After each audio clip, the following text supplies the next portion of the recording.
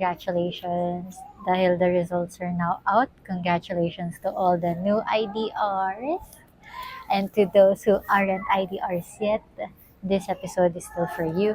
And I'm just so happy kasi for the longest time, I feel like the boards is surrounded by the terror and the horror and the pressure of ang baba ng passing rate.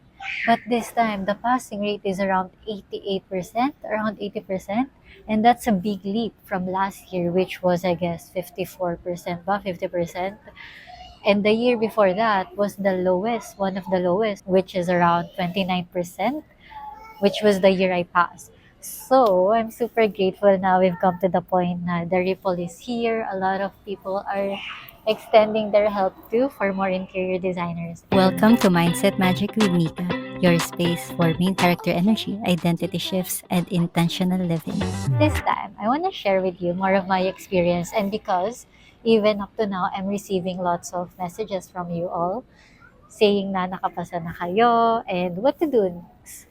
So I'm very happy about that. And for those who aren't IDR set, this is still an episode that you're still gonna get a lot of. So let's talk about it. And I also want to hear about your success stories. Just drop them, message me para ma-immortalize natin.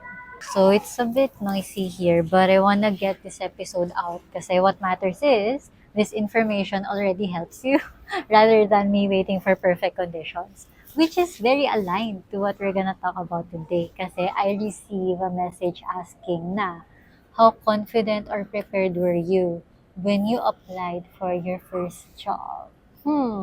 What if I tell you that I wasn't confident and I wasn't prepared? And that's such a good question because if you asked me back then, I would have said not very confident, not very prepared.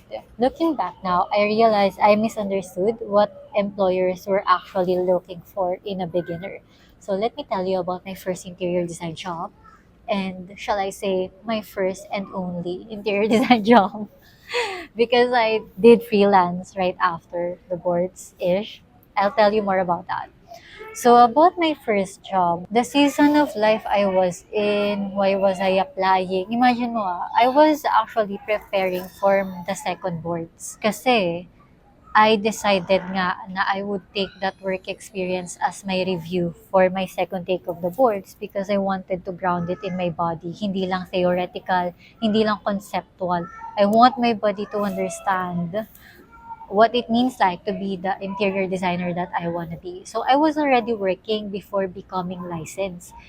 And before I actually applied for this job, I had a gap year. So before ako nag-first take ng boards, may gap year pa ako, guys. I was doing lots of other things, branding, graphic design, lots of other things that are not interior design related. Which is not surprising anong nangyari sa first take ko. The only experience that I had that I could leverage on when I was applying was my internship experience and yung college plates ko, which we all know is not the best at all kasi di ba parang hilaw pa yung gawa natin nun. Still, I wanted real experience that could help me for my board exam. And at that time, I thought not being licensed and not having enough experience would automatically put me behind. Akala ko required na sobrang galing mo para matanggap ka sa work. Pero paano nga yun, di ba? You're applying to get experience. So, it doesn't make sense to be expected to be experienced right away if you're still gonna be applying for your first job. So, I hope this gives you consolation. I remember nung nag-apply ako, actually, mass email, marami akong in-applyan. I'm sure some of you all too. And I was scared of being rejected kasi baka I'm not experienced enough or baka hindi maganda yung works ko, hindi enough yung experience ko. I thought they expected na magaling na talaga ako right from the get-go of applying to them. And I thought na, grabe nakakatakot, wala akong masyadong experience, internship lang meron ako, college plates.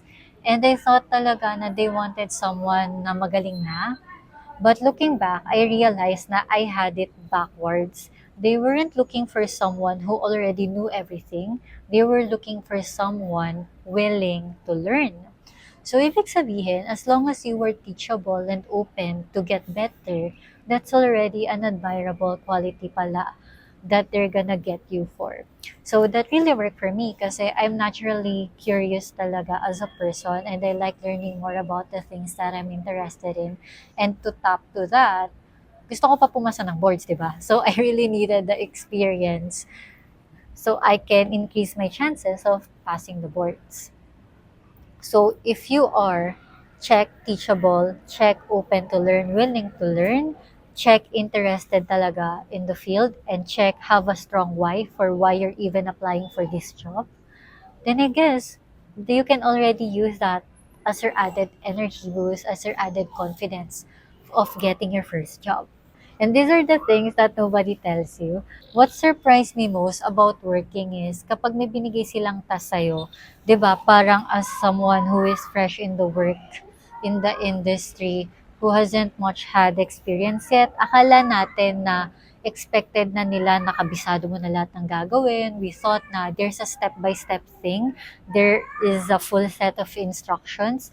We think there's only one correct answer of doing things when they assign a task to us. But in reality, they're not expecting that.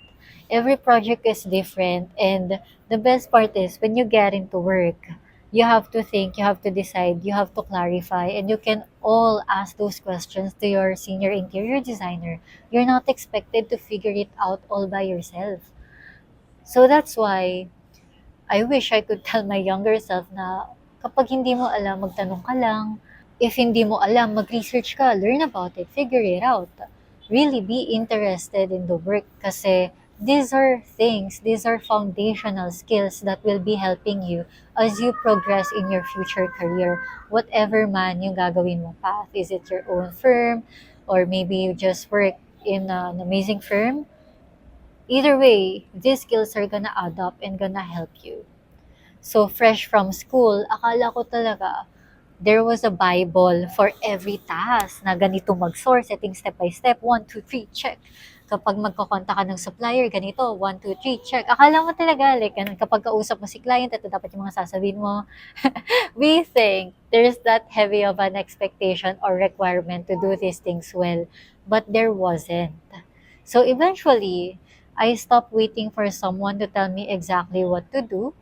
I asked them, and apart from that, I started asking myself if I were already an interior designer, how would I approach this? And that also helps me in preparing for my second take and eventually passing it kasi nasa mindset na talaga ako. I was already priming myself na, okay, interior designer mind. Interior designer self, anong gagawin mo? Paano mo tiya approach? So really, make every moment count and learn from every experience that you'll get from there. And even as you become licensed already and still applying for your first job. And eventually, nagulat na lang ako na I realized that my seniors started trusting me when I was suddenly joining site visits, hindi lang nagkakad sa bahay. I was already part of client-facing meetings, sourcing with them, even doing site visits alone, answering to deliveries, checking the workers on site, sending updates, being FFNE queen for our firm back then. So those were already some sure tell signs for me na, wow, I'm really doing well and my seniors get to trust me, which is great because if they get to trust me, that also means na the trust I have in myself in figuring it all out is also translating to them, allowing me to have bigger responsibilities, equals bigger opportunities for me to learn from them who's been doing this interior design stuff far longer than I have. So I love learning from them. I really enjoy that. And those were also strong building blocks to where I am now. So really learn from your seniors. And when you feel na they started trusting you with more, really maximize it and be grateful for that opportunity. And looking back talaga, those responsibilities didn't happen all at once. They happened because they kept trusting me with one thing, then another, then another.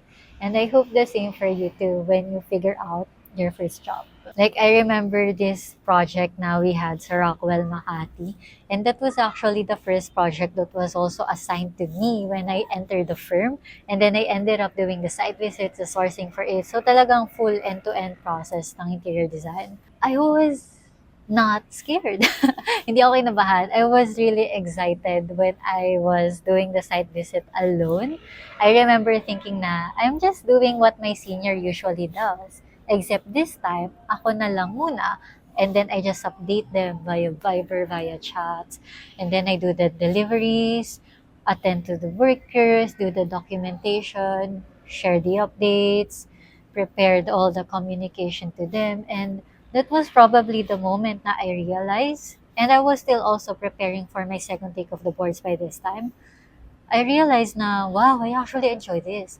And that feeling of enjoyment allowed me to become more excited rin to get my license, to pass the boards, kasi I'll be able to do more of these things. Maybe for my own projects, di ba? So, I'm excited for you to experience that. And I'd say now working really helped me pass the boards. I know there's this controversy na kapag ba may work experience ka, mas mataas ang chance mo na pumasa sa boards. Pero may mga fresh grads naman na nakakapasa. And for me, the work experience helped me kasi it taught me things that school couldn't. So for example, yung theory, yung concept, naging application siya. And then the confidence came from repetition talaga na I'm doing this in actual, in real life.